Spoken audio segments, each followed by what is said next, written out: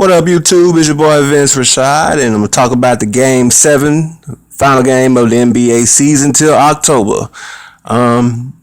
Two long, boring ass months before football season. Well, at least we got the Olympics. But I'm gonna talk about this sham that is the NBA. But at the same time, let me say this: I believe that professional sports only has about 5 to 10 years left. I do think professional sports in the United States of America will continue on after 5 to 10 years. But the legitimacy of it is pretty much gone. And for the record, neither one of these teams is my team. I just look at sports. I don't have a team. You know, I'm glad that LeBron doesn't have to have the 5th NBA title loss on his record, you know. But at the same time, you know, you got to feel bad for Draymond Green and the rest of them dudes, Steph Curry, for making it this far. You know, scoring more points than anybody has in the last 25 years.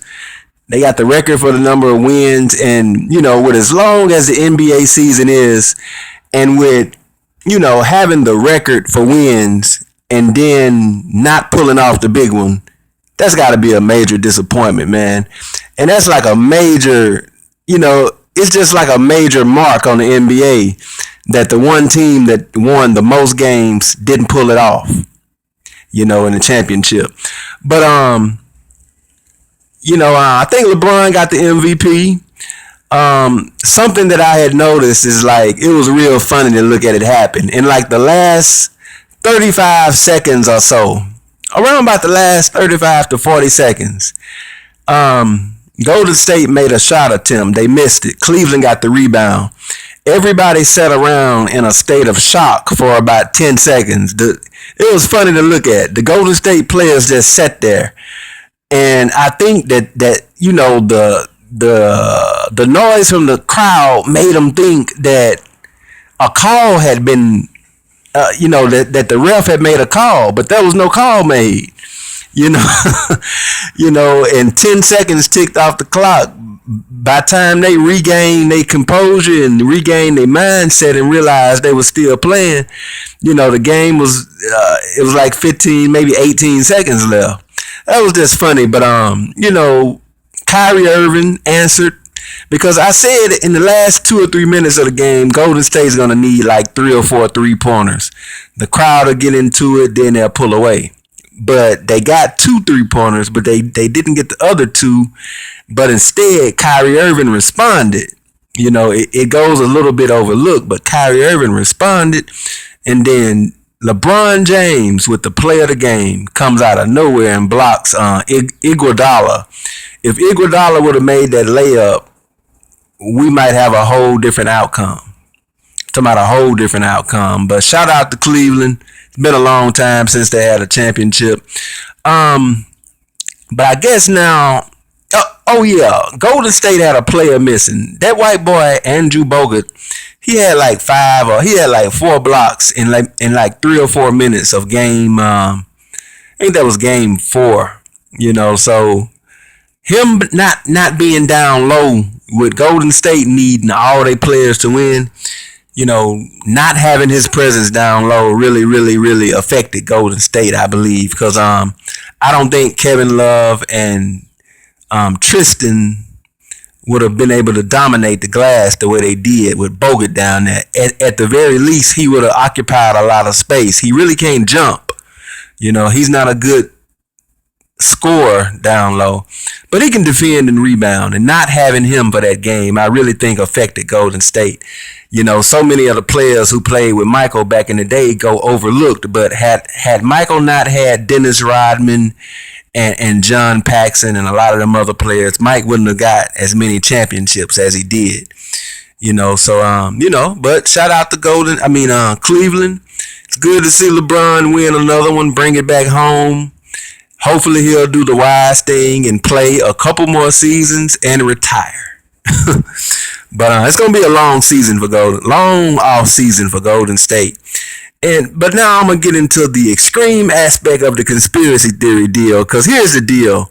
I really do think that Ayesha Curry blew the lid off the end. She didn't just blow the lid off the NBA. she blew the lid off professional sports because, like I said in my previous video, Dale Curry got money. Dale Curry, who's Stephen Curry's dad, he played in the NBA back in the day. He was a popular, famous player. If I'm not mistaken, he's in the Hall of Fame. Dale Curry got money. Stephen Curry grew up not just well-to-do, but affluent, you know. So, and I'm pretty sure that his girlfriend, she comes from affluent, affluent family too. So they already got money, but she really wanted the fame and the popularity. And when David Stern gave Steph Curry and Klay Thompson and Draymond Green the speech, y'all got to throw this game. Y'all got to throw this series. Y'all got to extend it. This is how I think it played out. Golden State proved that they were really the best team the first couple games. They came out and dropped game 3 on purpose. They came out and proved that they could have won the series if they wanted to in game number 4. Game number 5 and 6, they got the order from the NBA to drop the game. Drop both of those games. And I think that David Stern just let it be a toss-up for game 7. Game 7 and game number 1. Game number 1 and game number 2. I think game 1, 2, and 7 were the only games potentially not fixed. I think this series was fixed to extend it out for the advertisers. That's millions of dollars, if not billions, in advertising that the NBA is going to get by it being a 7-game series. More interest, more buzz on the internet. All the sports websites, they get advertising dollars. The more and more people that are searching for content related to Game 7. Just the series in general. These sports websites get advertising money too. And, LeBron James is a brand. And if LeBron James had lost that championship, his brand would have took a major loss. Because you got to know a lot about investing and shit like that to really know how money and the fact that the NBA allows investors to invest in it works. It's an entertainment. And you have to produce a product that will make your investors money or make your investors a profit. And that which makes the investors a profit is that which is more entertaining to watch. And that which is more entertaining to watch is not necessarily always the purest form of the sport.